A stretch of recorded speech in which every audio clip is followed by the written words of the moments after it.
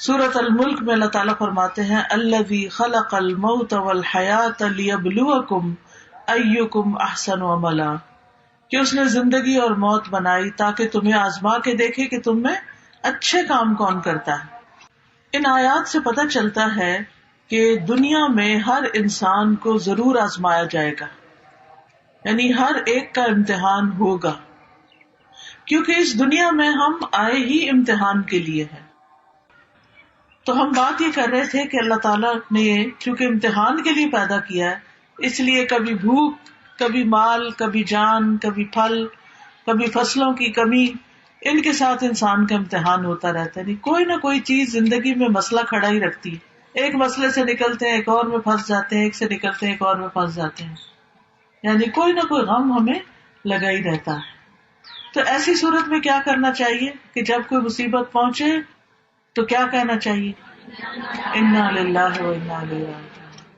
کوئی چیز چلی گئی، ہم بھی اللہ کے، ہم بھی جانے والے، اپنی موت کو یاد کر لیں، یعنی جب کوئی فوت ہو تو اپنی موت یاد کریں، ہم نے بھی چلے جانا ہے، یہاں تھوڑی بیٹھے رہنا ہے۔ تو اس طرح مومن کے دل کو سہارا ہو جاتا ہے، وہ کسی کی وفات پر اتنا افسوس نہیں کرتا کہ اپنا آپ ہی گنوا دے، کھپا دے، اپنے آپ کو ہی ختم کر دے، ایسا نہیں ہوتا، بلکہ وہ کیا کرتا ہے کہ صبر کرتا ہے۔ تو یاد رکھیے کہ کوئی بھی مصیبت اللہ کے اذن کے بغیر نہیں آتی۔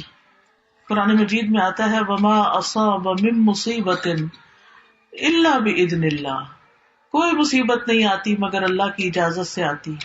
ومن یؤمن باللہ یہد قلبہ، اور جو اللہ پر ایمان رکھتا ہے، اللہ پہ اعتماد کرتا ہے، اللہ اس کے دل کو ہدایت بخشتا ہے۔ اس مصیبت کے اندھیرے میں بھی اللہ تعالیٰ اس کو صحیح رستہ دکھا دیتا ہے، اس کا حل بتا دیتا ہے۔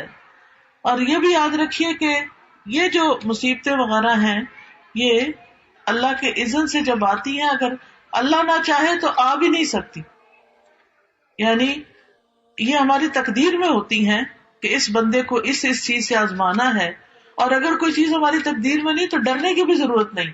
یہ جو ہم وہم کا شکار ہو جاتے ہیں نا، خوف کا، پتہ نہیں یہ نہ ہو جائے، پتہ نہیں میرے بڑھاپے میں کیا بنے گا، میری اولاد نہیں ہے، میری تو شادی بھی نہیں ہوئی، میرا کیا ہوگا، اگر جن کے بچے ہوتے ہیں وہ بھی کہتے ہیں پتہ نہیں بچے اچھے نکلیں گے نہ، پتہ نہیں ہمارا ساتھ دیں گے نہ، پتہ نہیں کاروبار کو کچھ نہ ہو جائے، پتہ نہیں نوکری نہ چھوٹ جائے، پتہ نہیں یہ نہ ہو جائے، اس طرح کے توہم بھی نہیں کرنے چاہیے۔ یہ شیطان کے وسوسے ہوتے ہیں، کیونکہ اس کا پسندیدہ کام ہے بندہ مومن کو غمگین رکھنا، ٹھیک ہے؟ تو آپ نے غمگین نہیں رہنا، فوراً اللہ کی طرف رجوع کرنا ہے کہ آج تک میرا رب مجھے پال رہا ہے، آئندہ بھی وہی پالے گا، بس تسلی۔ اور اگر کوئی مصیبت آنی نہیں تو وہ میری فکر کرنے سے آنی جانی، کیونکہ ما اصابہ لم یکن لیخطئہ وان ما اخطأہ لم یکن لیصیبہ، جو چیز آنی ہے وہ ٹل نہیں سکتی، اور جو نہیں آنی وہ آ نہیں سکتی۔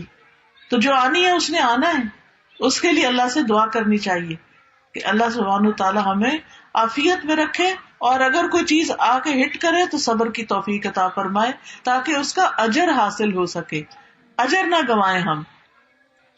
پھر آپ دیکھیے کہ کبھی کوئی مصیبت آتی ہے تو ہم لوگوں کو بلیم کرنا شروع کر دیتے ہیں، اس نے نظر لگا دی ہے، اس نے جادو کر دیا ہے، اس نے حسد کر لیا ہے۔ اس سے بھی ہے کہ انسان جو ہے اس کے اندر ایک اور طرح کی خرابی پیدا ہونے لگتی، جو نظر بھی لگی نا تو اللہ کے اذن سے ہی لگی، ورنہ ہر وقت لوگ ہمیں دیکھتے نہیں رہتے، وہی لوگ دیکھ رہے ہوتے ہیں، ہمیں کچھ بھی نہیں ہوتا، اور کسی دن ان کی نظر ہمیں لگ جاتی ہے۔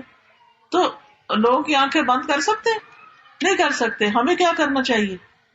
حفاظت کی دعائیں پڑھنی چاہیے، صدقہ خیرات کرنا چاہیے، ایسے کام کرنے چاہیے کہ جس سے اللہ تعالیٰ ہمیں محفوظ رکھے، نہ کہ ہم نجومیوں کے پاس جائیں کہ اچھا میرے جادو کس نے کیا اور فلاں کام کیسے ہو گیا۔ نہیں، غیب کی خبریں اللہ کے سوا کسی کو نہیں پتا، ان چیزوں کے پیچھے نہیں پڑنا چاہیے۔ پھر اسی طرح بعض اوقات جو مصائب ہوتے ہیں یا آزمائشیں ہوتی ہیں وہ بندے کے حق میں بڑی خیر ہوتی ہے، اس سے بندے کے اندر اللہ کی طرف قریب ہونے اور اللہ کی رضا حاصل کرنے کا شوق پیدا ہوتا ہے۔ رسول اللہ صلی اللہ علیہ وسلم نے فرمایا اللہ جس کے ساتھ بھلائی کا ارادہ کرتا ہے اس کو مصیبت میں مبتلا کر دیتا ہے۔ اب وہ بندہ جو بھاگا جا رہا تھا دنیا کی طرف، جب پڑی اس پر مصیبت تو اب کیا ہوا؟ اللہ کی طرف اس نے رجوع کر لیا، اس نے اللہ کے سامنے رونا شروع کر دیا، دعائیں مانگنی شروع کر دی، ذکر اذکار وظیفے کرنے شروع کر دیے. اتنا ذکر ہم عام طور پہ کرتے ہیں جب ہم خوشحالی میں ہوتے ہیں؟ نہیں. لیکن جب مصیبت آتی ہے تو پھر دن رات دعائیں کرتے ہیں، اور دعا عبادت ہے، ہم ہر وقت عبادت کی حالت میں ہو جاتے ہیں. پھر اسی طرح ہے کہ اللہ تعالیٰ بندے کو اس کے ذریعے صاف کرتا ہے، گناہ پاک ہوتے ہیں. حدیث میں آتا ہے مسلمان کو جو بھی پریشانی، رنج، غم، ملال، تکلیف کچھ بھی پہنچتا ہے، حتیٰ کہ کوئی کانٹا بھی اس کو چبھ جاتا ہے، تو اللہ تعالیٰ اسے اس کے گناہوں کا کفارہ بنا دیتے ہیں اور اس کو اس کے ذریعے پاک کر دیتے ہیں. پھر اسی طرح ایک جگہ پر تو یہ آتا ہے کہ یہ اللہ کی محبت کی علامت ہوتی ہے. ہم تو جس سے محبت کرتے ہیں اس کو زیادہ اچھی اچھی چیزیں دیتے ہیں، لیکن اللہ کی محبت بندوں کی محبت سے مختلف ہے. وہ اس کو تکلیف میں مبتلا کر کے اپنی طرف لے آتے ہیں. حدیث میں آتا ہے اذا احب اللہ قوما ابتلاہم، جب اللہ کسی قوم سے، کچھ لوگوں سے محبت کرتا ہے تو ان کو امتحان میں مبتلا کر دیتا ہے، اور یہ اللہ کے قرب کی علامت ہوتی ہے. اور اس میں آپ دیکھیے کہ ایک حدیث سے پتہ چلتا ہے کہ آپ نے فرمایا کہ ان میں سے کچھ لوگ آزمائش پہ بہت خوش ہوتے ہیں بنسبت اس شخص کے جو کچھ دیے جانے پہ خوش ہوتا ہے. وہ امتحان پر کہتا ہے کہ اللہ نے ہم سے محبت کی، اللہ نے ہمیں یاد رکھا. اور صحابہ میں یہ ہوتا تھا کہ اگر انہیں کوئی مشکل نہیں پیش آتی تھی، ہر وقت خوشیاں ہی خوشیاں، تو فکر مند ہونے لگتے تھے کہ کہیں اللہ تعالیٰ ہم سے ناراض تو نہیں. اس کا یہ مطلب نہیں کہ ہمیں مصیبتیں مانگنی چاہیے، نہیں، ہرگز نہیں. عافیت مانگنی چاہیے، عافیت کی دعا اللہ کو پسند ہے، لیکن اگر مشکل آ جائے تو مسکرا کے مقابلہ کرنا چاہیے، نہ کہ رونا پیٹنا ڈال دے. اس موقع پر صبر کرنا چاہیے.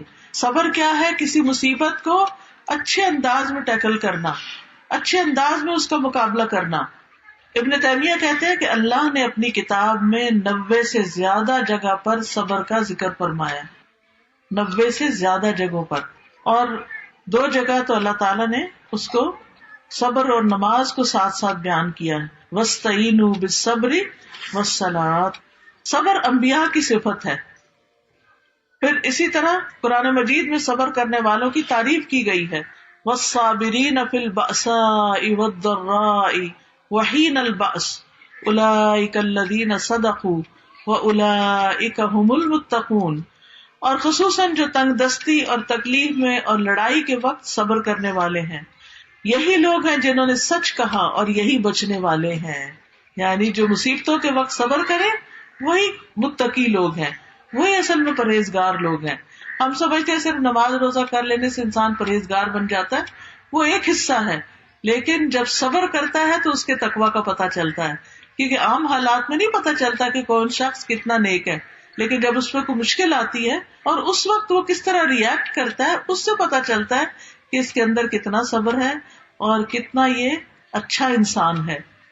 دیکھیں اچھے حالات میں تو سارے ہی اچھے ہوتے ہیں، کیسے فرق پتہ چلے گا؟ جب کوئی آپ کو لطیفے سنا رہا ہوگا تو آپ سبھی ہنس رہے ہوں گے، لیکن وہ شخص جو تکلیف کے وقت مسکرا دے، اللہ کی تعریف بیان کر دے، اللہ کی تقدیر پہ راضی ہو جائے، اللہ اس کے دل کو ٹھنڈک عطا فرما دیتا ہے. پھر اسی طرح آپ دیکھیں کہ نبی صلی اللہ علیہ وسلم کو بھی صبر کرنے کا حکم دیا گیا. پھر لوگوں کو بھی حکم دیا گیا وَجَعَلْنَا بَعْضَكُمْ لِبَعْضٍ فِتْنَةً أَتَصْبِرُونَ وَكَانَ رَبُّكَ بَصِيرًا، اور ہم نے تمہارے بعض کو بعض کے لیے آزمائش بنا دیا. یعنی انسان انسانوں کے لیے ایک امتحان ہے. کس طرح؟ بعض لوگوں کی عادت ہوتی ہے دوسروں کو ٹیز کرتے رہنا، تانے دینا، بعض کی عادت ہوتی ہے بڑا غصہ کرنا. اب وہ کیا ہے؟ انسان کے لیے ایک امتحان ہے. یعنی دوسرے آس پاس کے لوگ جو ہیں ان کے لیے وہ بندہ امتحان بن گیا. اب کیا کرنا ہے؟ صبر کرنا ہے. تو یہ جو ہے نا بندے بندوں کا امتحان بن جاتے ہیں، اس کو ہمیں سمجھنا چاہیے. کبھی ہمارے والدین ہی ہمارا امتحان ہو جاتے ہیں، وہی چھوٹی چھوٹی بات پر ہمیں ٹوکتے رہتے ہیں اور ہم پریشان رہتے ہیں کہ کریں تو کرے کیا. جواب دینے کی بھی اجازت نہیں اللہ نے دی، اور ڈانٹنے کی بھی اجازت نہیں دی، اور اونچی آواز سے بول کے سمجھا بھی نہیں سکتے. تو پھر کیا کرنا ہے؟ صبر کرنا ہے اور اچھا سلوک کرنا ہے تاکہ اللہ تعالیٰ ہم سے ناراض نہ ہو. پھر اسی طرح یہ ہے کہ افضل ایمان جو ہے صبر اور نرمی کرنا ہے. جنت میں داخلے کا ذریعہ ہے، نقصان سے بچنے کے لیے ضروری ہے صبر. وَالْعَصْرِ إِنَّ الْإِنسَانَ لَفِي خُسْرٍ إِلَّا الَّذِينَ آمَنُوا وَعَمِلُوا الصَّالِحَاتِ وتواصوا بالحق وتواصوا بالصبر. صبر سب سے وسیع اور بہترین نعمت ہے، لیکن جو عورتیں صبر نہ کریں ان کے بارے میں بڑی سخت وعید ہے. عبد الرحمن بن شبل کہتے ہیں کہ رسول اللہ صلی اللہ علیہ وسلم نے فرمایا بے شک فساق جہنمی ہیں. کہا گیا اللہ کے رسول فساق کون ہے؟ جیسے فاسق ہوتا ہے نا، اسی سے فساق. آپ نے فرمایا عورتیں. یہ عورتیں ہیں. ایک آدمی نے کہا اللہ کے رسول کیا وہ ہماری مائیں اور ہماری بہنیں اور ہماری بیویاں نہیں؟ آپ نے فرمایا کیوں نہیں، لیکن جب ان کو نعمتیں ملتی ہیں تو شکر نہیں کرتی، اور جب ان کو آزمایا جاتا ہے تو صبر نہیں کرتی.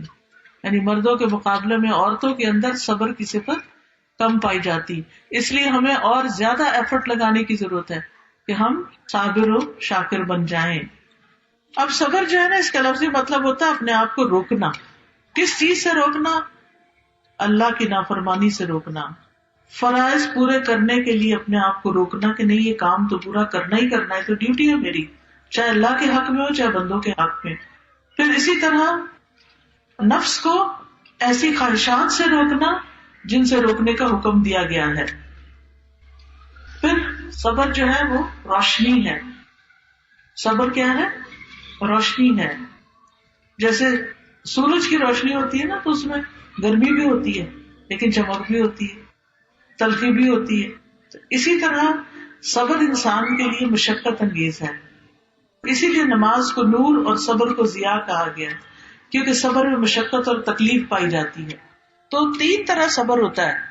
ٹھیک ہے، 3 طرح کی چیز. نمبر 1 اللہ کی نافرمانی سے صبر کرنا. حرام کام بڑا آسان ہو گیا، لیکن کیا کرنا؟ اپنے آپ کو روک کر رکھنا. جیسے حدیث میں آتا ہے وہ شخص جس کو کوئی حسب نسب والی عورت، خوبصورت عورت زنا کے لیے بلائے اور وہ یہ کہے آدمی کہ میں اللہ سے ڈرتا ہوں، یہ بھی صبر ہے. ورنہ جہاں انسان کو برائی کرنے کا موقع مل جائے وہاں وہ کیوں صبر کرے، کیوں پیچھے رہے، جبکہ دعوت کسی اور کی طرف سے مل رہی ہے. دوسرے اللہ کی اطاعت پر کاربند رہنا اور صبر کرنا، یعنی اللہ سبحانہ وتعالیٰ کی فرما برداری کرتے رہنا، چاہے گھر میں ہو چاہے گھر سے باہر ہو چاہے کہیں بھی ہو. یہ نہیں کہ جب دینی لوگوں کے بیچ میں ہو تو اچھے کام کرنا اور جب دنیا میں نکلے تو پھر اپنی مرضی کرنا. نہیں، کہیں پر بھی ہو، مسجد میں ہو، مدرسہ میں ہو، گھر میں ہو، بازار میں ہو، اللہ ہی کی فرما برداری کرنی ہے، اللہ ہی کو سب سے بڑا سمجھنا ہے، اسی پر جمے رہنا ہے. پھر اللہ کے فیصلوں پر صبر. بعض اوقات ہم ایک خاص جاب چاہتے ہیں وہ ہمیں نہیں ملتی تو یہ اللہ کا فیصلہ ہے. ہم بیٹی چاہتے ہیں اللہ بیٹا دے دیتا ہے، ہم بیٹا چاہتے ہیں اللہ بیٹی دے دیتا ہے. تو کس کا فیصلہ ہے؟ اللہ کا فیصلہ. اب اس پر بھی صبر کرنا ہے. پھر اسی طرح بعض اوقات ہم کہیں جانا چاہتے ہیں ہم جا نہیں پاتے، اس پر بھی صبر. ہم زندگی میں کچھ بننا چاہتے ہیں، جو بننا چاہتے ہیں وہ بن نہیں پاتے کوششوں کے باوجود، تو پھر یہ کیا ہے؟ یہ بھی صبر ہے. تو اللہ کی تقدیروں پہ صبر کرنا جو ہے یہ انسان کے دل کو سکون بخشتا ہے. پھر صابرین کے لیے اللہ کے وعدے ہیں. یہ جو آیت میں نے آپ کے سامنے پڑھی اس میں 3 وعدے کیے گئے ہیں. نمبر 1 اولئک علیہم صلوات، کہ ایسے لوگوں پر رب کی مہربانیاں ہیں، ورحمت، اور رب کی رحمت ہے، واولئک هم المہتدون، اور یہی لوگ ہدایت پا گئے ہیں. یہ ہدایت یافتہ یعنی ہدایت پانے والے لوگ ہیں. تو اس میں آپ دیکھیں صلوات، رحمت اور ہدایت ملتی ہے کس پر؟ صبر کرنے پر. اور ان کے لیے مغفرت اور بہت بڑا اجر ہے. جیسے سورۃ الاحزاب کی آیت 35 میں آتا ہے والصابرین والصابرات، اور بھی صفات ہیں اعد اللہ لهم مغفرۃ واجرا عظیما، کہ اللہ نے ان کے لیے بخشش اور بہت بڑا اجر تیار کر رکھا ہے. پھر آپ دیکھیے کہ صبر کرنے والوں کا اجر اللہ کے ذمہ ہوتا ہے، اور جو صبر کرتا ہے اس کا اجر پھر جب رب دے گا تو کتنا بڑا دے گا، پھر اس کا اجر ضائع نہیں ہوتا. پھر یہ بھی یاد رکھیے کہ جس کی آزمائش بڑی ہوتی ہے اس کا اجر بھی بڑا ہوتا ہے. کچھ لوگوں کی آزمائش چھوٹی چھوٹی ہوتی ہے اور اس پر بھی وہ صبر نہیں کرتے، لیکن کچھ کی آزمائش بہت بڑی ہوتی، تو جتنی بڑی آزمائش اتنا بڑا اجر. پھر صبر کرنے والوں کو خوشخبریاں دی گئی خیر کثیر کی، اللہ کی مدد ملنے کی، اللہ کا ساتھ ملنے کی. وَاصْبِرُوا إِنَّ اللَّهَ مَعَ الصَّابِرِينَ، صبر سے کام کرو گے نا تو اللہ کا ساتھ ہوگا تمہارے. پھر فرشتوں کا ساتھ ملتا ہے، اللہ کی محبت ملتی ہے. وَاللَّهُ يُحِبُّ الصَّابِرِينَ، اور اللہ تعالیٰ محبت کرتا ہے صبر کرنے والوں سے. سبحان اللہ. جس بندے سے پھر اللہ محبت کرتا ہے اس کی شان ہی کہ اللہ تعالیٰ جبریل کو بلاتے ہیں, میں فلاں بندے سے محبت کرتا ہوں, تم بھی کرو. جبریل بھی کرتے ہیں, وہ آسمان والوں میں پکارتے ہیں, آسمان والے محبت کرنے لگتے ہیں, پھر وہ محبت زمین والوں میں اتارتی جاتی ہے. تو اس لیے بہت ضروری ہے کہ ہم اللہ کی محبت حاصل کرنے کے لیے صبر کریں. وَلِرَبِّكَ فَاصْبِرْ, اپنے رب کی خاطر صبر کرو. رب نے حکم دیا ہے, رب اس کی جزا دے گا. پھر اسی طرح یہ ہے کہ انسان کو کامیابیاں نصیب ہوتی ہیں. یا ایھا الذین آمنوا اصبروا وصابروا ورابطوا واتقوا اللہ لعلکم تفلحون. اے لوگو جو ایمان لائے ہو, صبر کرو اور مقابلے میں جمے رہو اور ڈٹے رہو اور اللہ سے ڈرو تاکہ تم کامیاب ہو جاؤ. صبر کرنے والے کو عزت ملتی ہے. بے صبرہ بندہ جو ہے دوسروں کی نگاہ سے گر جاتا ہے. دین کی امامت بھی صبر کرنے والوں کو ملتی ہے. بنی اسرائیل کے بارے میں فرمایا وَجَعَلْنَا مِنْهُمْ أَئِمَّةً يَهْدُونَ بِأَمْرِنَا لَمَّا صَبَرُوا وَكَانُوا بِآيَاتِنَا يُوقِنُونَ. اور ہم نے ان میں سے کئی پیشوا بنائے جو ہمارے حکم سے ہدایت دیتے تھے جب انہوں نے صبر کیا. یعنی امامت کس کے لیے؟ جو صابر ہو. پھر دشمن کی چالوں سے بھی انسان بچ جاتا ہے. انسان کو غور و فکر کرنے کی توفیق نصیب ہوتی ہے. دنیا اور آخرت کی نعمتیں اور برکتیں نصیب ہوتی ہیں. بے حساب اجر ملتا ہے. قرآن مجید میں آتا ہے انما یوفی الصابرون اجرهم بغیر حساب, صبر کرنے والوں کا اجر بے حساب ہے, بے حساب. اس کا بدلہ جنت ہے. سلام علیکم بما صبرتم فنعم عقبی الدار. جنت کے بالا خانے بھی صابرین کے لیے ہیں. وجزاہم بما صبروا جنتا وحریرا. کتنی بڑی بڑی خوشخبریاں ہیں. اب صبر کا طریقہ کیا ہے کہ انسان اللہ کی خاطر چپ ہو جائے. اگر کسی نے کوئی غلط بات کہی, اللہ کی خاطر کسی پر ظلم اور زیادتی نہیں کرے, اپنے آپ کو روک لے. خود بھوک بھی لگی ہے, اللہ کی خاطر صبر کر کے دوسرے کو کھلا دے. یعنی صبر اللہ کی خاطر کریں گے تو ہی اجر ملے گا. دوسرا یہ کہ صدمہ ہونے کی پہلی چوٹ پر, یہ نہیں کہ کسی کے وفات کی خبر سنی بین کرا کے ٹھنڈے ہوئے تو کہا اب میں صبر کر رہی ہوں. نہیں, بین کرنا ہی نہیں ہے, چیخنا چلانا ہے ہی نہیں. پھر یاد رکھیے صبر کوشش سے آتا ہے. جو نیت اور ارادہ کرتا نا, ول پاور سے آتا ہے کہ انسان کہے کہ میں نے کرنا ہی کرنا ہے صبر. جب آپ نے ارادہ کر لیا تو اللہ تعالیٰ آپ کے لیے آسانی کر دے گا. پھر اسی طرح دل سے اللہ کا شکر نکلنا, یعنی صبر جمیل کرنا. پریشانی کا ذکر صرف اللہ سے کرنا, بندوں سے نہیں کرنا, بندوں سے شکوہ نہیں کرنا. حدیث میں آتا ہے اللہ تعالیٰ فرماتے ہیں جب میں اپنے مومن بندے کو آزماتا ہوں اور وہ تیمارداری کرنے والوں کے سامنے میرا شکوہ نہیں کرتا تو میں اس کو اپنی قید سے آزاد کر دیتا ہوں, اس کو صحت دے دیتا ہوں. اس کے پہلے گوشت کے عوض بہترین گوشت عطا کرتا ہوں اور اس کے پہلے خون کے بدلے بہترین خون دیتا ہوں, اور وہ اثر نو عمل کرنے لگتا ہے. اسی لیے آپ نے دیکھا ہوگا کہ کچھ لوگ ماشاءاللہ بڑی بڑی بیماریوں کے بعد بھی بالکل صحت یاب ہو جاتے ہیں اور وہ اللہ سے کوئی گلہ شکوہ نہیں کرتے. پھر زبان سے انسان رب کی رضا کے کلمات نکالے, یہ صبر کا طریقہ. اگر کوئی تکلیف میں بھی اور پوچھے کیا حال ہے تو یہ نہ کہے کچھ نہ پوچھو کوئی حال نہیں, یہ نہیں کہنا. کیا کہنا ہے؟ الحمدللہ, جس حال سے رکھے راضی ہیں, رب سے راضی رہنا ہے. خیر کے کلمات بولنا, جزا فضا نہیں کرنی, بری باتیں نہیں زبان سے نکالنی, اللہ کے بارے میں بدگمانی نہیں کرنی, نوحہ نہیں کرنا, اللہ کو الزام نہیں دینا. اور پھر صبر کے مواقع کون کون سے ہیں؟ لوگوں کی باتوں پہ صبر کر. لوگوں کی باتوں پہ صبر کیسے ہے کہ جو مرضی کہیں, آپ نے اللہ ہی کی عبادت کرنی ہے, اللہ کی اطاعت کرنی ہے. ورنہ کیا ہوتا ہے, ہم قرآن میں ایک حکم پڑھتے ہیں کہ اپنے آپ کو ڈھانکیں عورتیں.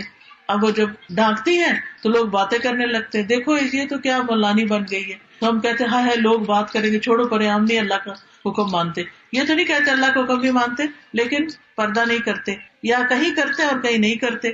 لیکن جو صبر کرے گا وہ عمل کر جائے گا. وہ کہے گا میرا رب وہاں بھی ہے, میرا رب یہاں بھی ہے, ان لوگوں نے میرا کیا بگاڑ لینا ہے, مجھے کیا زیادہ سے زیادہ نقصان دے دیں گے. چار باتیں ہی ہے نا, ایک کان سے سنے دوسرے سے بندہ نکال دے.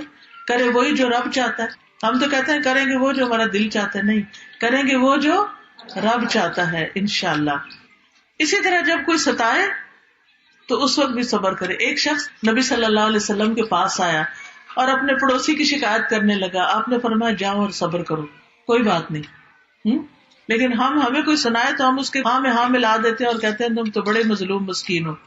پھر اسی طرح غلط الزام لگانے پر بھی صبر کرنا چاہیے.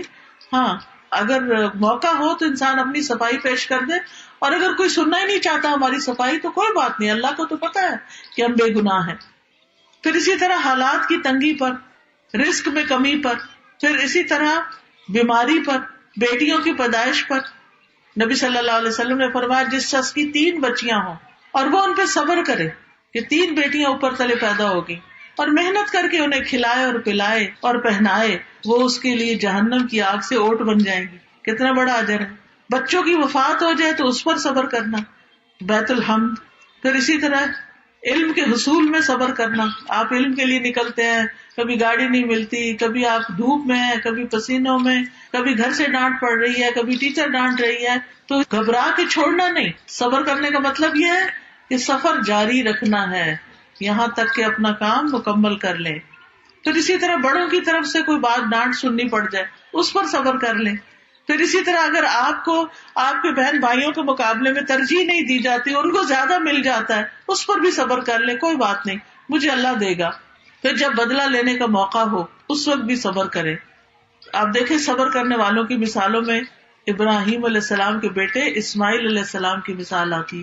جب ان کے والد نے کہا کہ میں تمہیں ذبح کرنے لگا ہوں، ہمارے ماں باپ ہمیں یہ تو نہیں کہتے ہم تمہیں مارنے لگے ہیں، چھوٹی سی ڈانٹ میں بھی ہم تو رو پڑتے ہیں اور واویلا مچا دیتے ہیں یا بھوک ہڑتال کر دیتے ہیں یا اور کسی طرح پلٹ کے ماں باپ کو ستانے لگتے ہیں. تو یہ تو صبر نہ ہوا. صبر کیا ہے؟ اچھا کوئی بات نہیں، امی ہے نا، پیار بھی تو کرتی ہیں، ڈانٹ دیا تو کیا ہو گیا. خیر، اسماعیل علیہ السلام کو جب ان کے والد نے کہا کہ اے بیٹے میں تمہیں ذبح کرنے لگا ہوں، تمہارا کیا خیال ہے؟ قال یا ابت افعل ما تؤمر، کہنے لگے ابا جان آپ کو جو حکم ملا آپ کریے. ستجدنی انشاء اللہ من الصابرین، آپ مجھے انشاءاللہ صبر کرنے والا پائیں گے. اور پھر یعقوب علیہ السلام کی مثال جب ان کے سامنے یوسف علیہ السلام جو انہیں بہت محبوب تھے، ان کو بھیڑیے کھانے کی خبر سنائی گئی تو انہوں نے کیا کہا؟ فصبر جمیل. ایوب علیہ السلام کی مثال 18 سال بیماری میں مبتلا رہے لیکن انہوں نے اللہ سے کوئی ناراضگی کا اظہار نہیں کیا. حضرت آسیہ کی مثال کہ کس طرح فرعون ان کو ستاتا تھا. فرعون نے اپنی بیوی کے دونوں ہاتھوں اور دونوں پاؤں پر کیل ٹھوک دیے تھے اور سخت تکلیف میں تھی. تو جب فرعونی آگے پیچھے اور اوپر سے پیرا بھی دیتے تھے، جب فرعونی آگے پیچھے ہوتے تو فرشتے ان پہ سایہ کر لیتے. تو اس وقت انہوں نے دعا مانگی تھی رب ابن لی عندک بیتا فی الجنہ، اللہ اپنے پاس جنت میں گھر بنا دے. تو نبی صلی اللہ علیہ وسلم کو طائف کے سفر میں کتنی تکلیف اٹھانی پڑی تھی. حضرت عائشہ رضی اللہ تعالیٰ عنہ پر جب الزام لگا تھا تو اس وقت انہوں نے کیا کہا تھا؟ فصبر جمیل واللہ المستعان علی ما تصفون، صبر ہی اچھا ہے، بہترین صبر کروں گی اور اللہ ہی میرا مددگار ہے ان باتوں میں جو تم مجھ پہ کرتے ہو. تو یاد رکھیے صبر کوشش سے بھی اور صبر دعا سے بھی. یہ دعائیں مانگنی چاہیے، ربنا افرغ علینا صبرا، خاص طور پر جب صبر کرنا مشکل ہو رہا ہو تو ربنا افرغ علینا صبرا وتوفنا مسلمین، اور پھر ربنا افرغ علینا صبرا وثبت اقدامنا وانصرنا علی القوم الکافرین، یا حی یا قیوم برحمتک استغیث لا الہ الا انت سبحانک انی کنت من الظالمین، اللہ واللہ ربی لا اشرک بہ شیئا، لا الہ الا اللہ العظیم الحلیم، لا الہ الا اللہ رب العرش العظیم، لا الہ الا اللہ رب السماوات و رب الارض و رب العرش الکریم. تو یہ رنج و غم کی انسان دعائیں پڑھے اور صبر کرتا رہے تو اللہ کی مدد ضرور آئے گی. وآخر دعوانا ان الحمد للہ رب العالمین. سبحانک اللہم و بحمدک اشہد ان لا الہ الا انت استغفرک و اتوب الیک. ویڈیو کے نیچے سبسکرائب کے بٹن پہ کلک کریں، بیل کے آئیکن پہ کلک کیجئے تاکہ ہر نئی ویڈیو کی نوٹیفیکیشن آپ کو مل جائے، اور تھمز اپ کا بٹن دبا کر اس ویڈیو کو لائک کریں.